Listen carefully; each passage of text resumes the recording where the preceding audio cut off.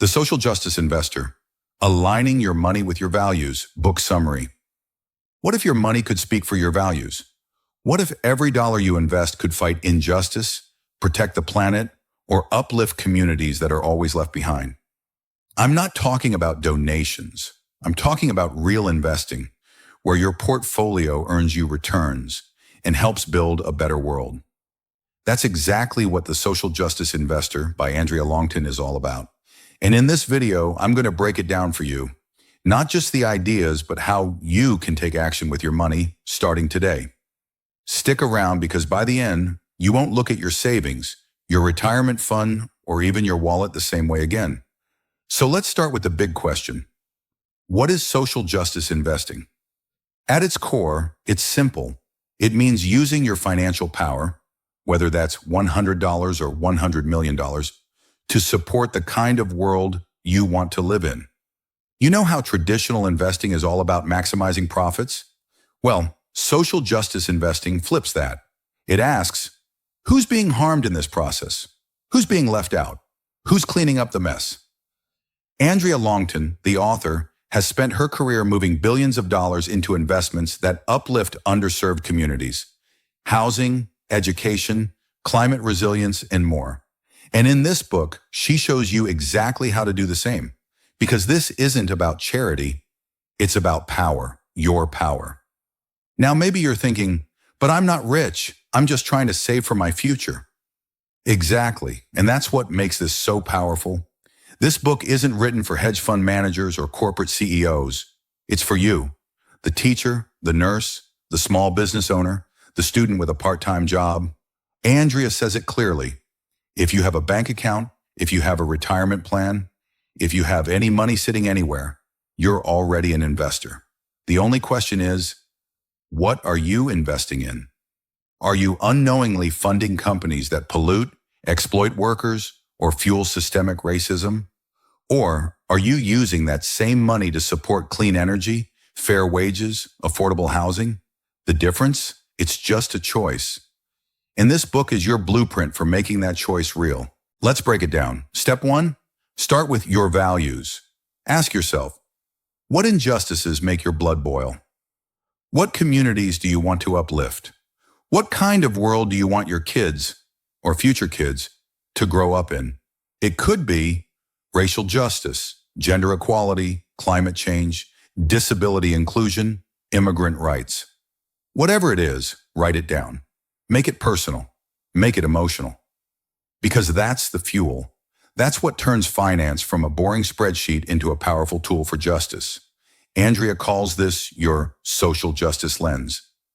And once you put it on, you'll never look at your money the same way again. You might be surprised how many places your money's hiding. Andrea walks you through all of them. Your checking and savings accounts, your 401k or retirement fund, your stock portfolio or mutual funds, even the company you work for and the bank you use. Each one of these is an opportunity to align your money with your values. For example, do you know where your bank lends your money? It could be financing fossil fuels, private prisons, or companies with horrible labor practices. But there are alternatives, like credit unions and mission-driven banks. Andrea doesn't just preach. She gives you step-by-step instructions, templates, and even scripts you can use to ask the right questions and make the switch. Let's talk investing. Most people think investing with impact means sacrificing returns. Andrea says, that's a myth. There are plenty of ways to earn healthy returns and support justice. Here are 3 types of investments she explains. 1. ESG funds. ESG stands for environmental, social, and governance. These funds screen companies for how they treat people and the planet. 2-point community investments. These include things like affordable housing, small business loans in underserved neighborhoods, or microfinance. You can invest directly or through platforms that specialize in this. 3. Shareholder activism. If you own stock in a company, even a little, you have a voice. You can vote on issues, join movements, and pressure companies to change. You're not just a bystander. You're a stakeholder, And Andrea shows you exactly how to use that power. One of the most beautiful parts of this book is how it redefines wealth. Andrea reminds us, wealth isn't just about accumulation. It's about dignity, opportunity, community. She encourages you to talk with your family, really talk, about money, values, and goals. Pass down not just assets, but wisdom. And in your community, be the person who shares what you're learning. Teach others, organize, collaborate. Because the truth is, justice doesn't happen in isolation. It happens when people come together and act. This book isn't all theory. It's packed with practical tools.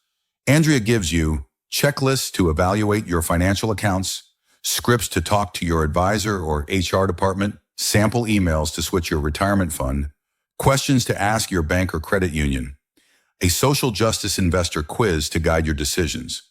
She literally holds your hand and walks you through the process. If you're the kind of person who wants action steps, you're going to love this. Now here's where things get real. Andrea doesn't sugarcoat it. She admits, social justice investing is not always easy. You'll face trade-offs. You'll run into confusion, resistance, even doubt. You might have to do extra research, ask hard questions, push back against the way things are, but she reminds you, that's what justice requires. It's not about being perfect. It's about showing up, making better choices, and refusing to let your money fund harm. Even if you can't move everything today, start somewhere, because doing something is always better than doing nothing. Andrea's vision is bigger than just you or me. She's building a movement of everyday people who are tired of seeing injustice and feeling powerless. A movement of people who believe that money should serve people, not exploit them. And when millions of us start moving our money toward justice, that's not idealism, that's revolution. So now I have just one question for you. What will you do with your next dollar? Will you leave it sitting in a system you don't believe in? Or will you use it to build the world you do believe in? If this video sparks something in you, hit that like button. Subscribe for more powerful book summaries that challenge the way you think and live. And tell me in the comments, what values will you invest in starting today? This is Bookbite Insight, and I'll see you in the next one. Until then, keep investing with purpose.